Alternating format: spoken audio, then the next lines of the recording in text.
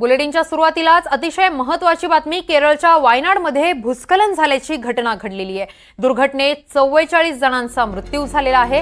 मृतांचा आकडा वाढण्याची भीती वर्तवण्यात येते। 250 नागरिकांना सुरक्षित वाचवण्यात यश आलेलं आहे। या ठिकाणी एनडीआरएफच्या टीमकडून बचाव कार्य सुरू आहे। मुसळधार पावसामुळे डोंगराळ भागात भूस्खलन झाल्याची घटना समोर आलेली आहे। या संदर्भात अधिकची माहिती देत आहेत आमचे प्रतिनिधी रामराजे शिंदे। राम, वायनाडमध्ये भूस्खलन झालेलं आहे, या संदर्भात काय अपडेट आहे? कसं एनडीआरएफ टीम कडून बचाव कार्य सुरू आहे?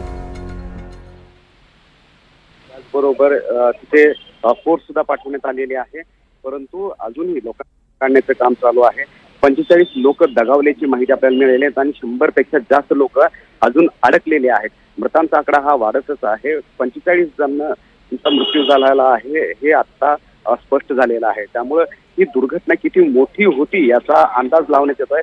अँब्युलन्स बोलवण्यात आलेले आहेत, त्याचबरोबर जवळच्या हॉस्पिटलमध्ये या सर्व जखमींना सुद्धा दाखल करण्याचं काम सुरू केलेलं आहे। प्रशासनानं अलर्ट आहे आणि राहुल गांधी आणि प्रियंका गांधी हे दोघेही वायनाडला जाणार असल्याची आपल्याला आता माहिती मिळाली आहे। अगदीच राम, धन्यवाद तुम्ही दिलेल्या या माहितीसाठी।